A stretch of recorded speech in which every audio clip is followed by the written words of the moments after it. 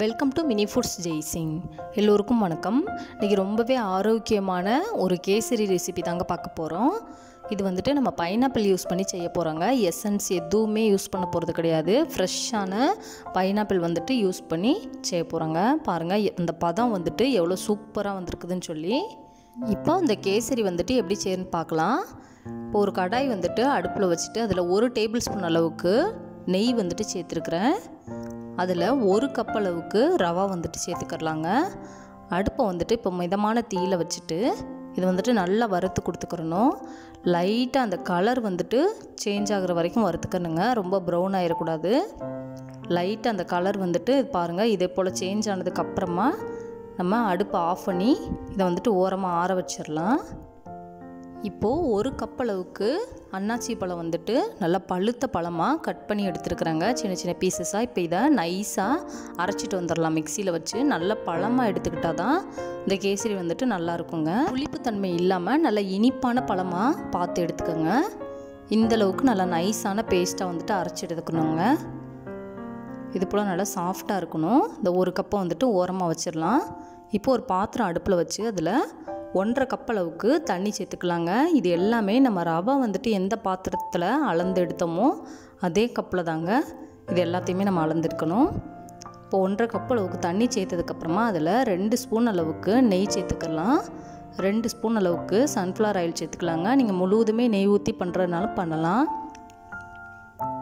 நம்ம ஸ்டார்டிங்லேயே இந்த தண்ணியிலேயே இந்த நெய் ஆயிலெல்லாம் சேர்க்குறதுனால ரவையோட எல்லா பக்கத்துலேயுமே இது வந்துட்டு கலந்துரும்.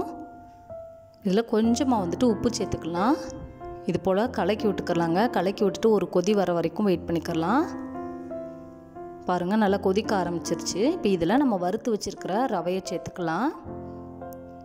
எண்ணெய் வந்து ஸ்டார்டிங்லேயே ஊற்றிட்டு ரவை சேர்க்கறனால அந்த ரவையோட எல்லா பாகத்துலேயும் அந்த ஆயில் போய் நல்லா இருக்குங்க. ரவை உதிரி உதிரியாக வரும். அதில் நம்ம அரைச்சி எடுத்து வச்சுருக்கிற பைனாப்பிள் பேஸ்ட்டையும் சேர்த்துக்கலாம். 3/4 கப் அளவுக்கு சின்னதாக கட் பண்ணி வச்சுருக்கிற அன்னாசி பழத்தையும் சேர்த்துக்கலாங்க.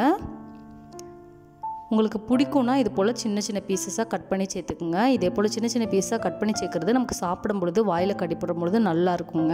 இதில் கொஞ்சமாக ஃபுட் கலர் சேர்த்துக்கிறேன். உங்களுக்கு இந்த கலரே போதும்னா நீங்கள் ஃபுட் கலர் சேர்க்க தேவையில்லைங்க. இந்த பைனாப்பிளோட கலரே உங்களுக்கு நல்லா தான் இருக்கும். இப்போ இது ஒரு மூடி போட்டு ஒரு 5 நிமிஷத்துக்கு அப்படியே சிம்மில் வச்சிடலாங்க. இப்போ ஒரு 5 நிமிஷம் ஆயிடுச்சு. பாருங்கள் அந்த ரவெல்லாம் நல்லா வெந்து வந்துருச்சு. தனித்தனியாக இருக்குது பாருங்கள். நம்ம நெய்யும் ஆயிலும் ஸ்டார்டிங்லேயே சேர்த்ததுனால அந்த ரவை வந்துட்டு ஒன்றோட ஒன்று ஒட்டாமல் தனித்தனியாக இருக்குங்க. இதில் 1 கப் அளவுக்கு சுகர் சேர்த்துக்கலாம்.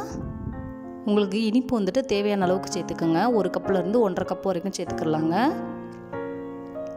இந்த பைனாப்பிள்லையும் இனிப்பு தன்மை இருக்கும். அதனால் சுகர் சேர்க்கும் பொழுது பார்த்து சேர்த்துக்கலாங்க. இதை நல்லா கலந்து விட்டுறலாம். இது கொஞ்சம் சுகர் சேர்த்ததுக்கப்புறம் இலக்கம் கொடுக்க ஆரம்பிக்கும். திருப்பி திக்காகிற வரைக்கும் நல்லா கலந்து விடணுங்க.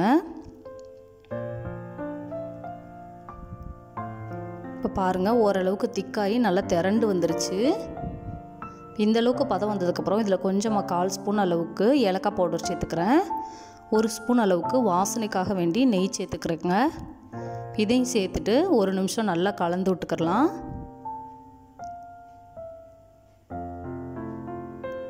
இதே போல் நல்லா திரண்டு வரும். இந்த நம்ம ஊற்றின நெய்யெல்லாம் கொஞ்சம் கொஞ்சமாக பிரிஞ்சு வர ஆரம்பிக்கும். பாருங்கள் அந்த ஓரங்கள்லாம் நெய் வந்துட்டு பிரிஞ்சு வந்திருக்குது. அவ்வளோதாங்க. நல்லா கமன்னு பைனாப்பிள் கேசரி ரெடி ஆகிடுச்சு. நம்ம ஒரு சொட்டு இல்லை எசன்ஸ் கூட இதில் சேர்க்கவே கிடையாது. ஃப்ரெஷ்ஷான பைனாப்பிள் வச்சு செஞ்சு முடிச்சாச்சு. இந்த வீடியோ உங்களுக்கு பிடிச்சிச்சின்னா லைக் பண்ணுங்கள், கமெண்ட் பண்ணுங்கள், உங்கள் ஃப்ரெண்ட்ஸ் அண்ட் ஃபேமிலிஸ்க்கும் ஷேர் பண்ணுங்கள்.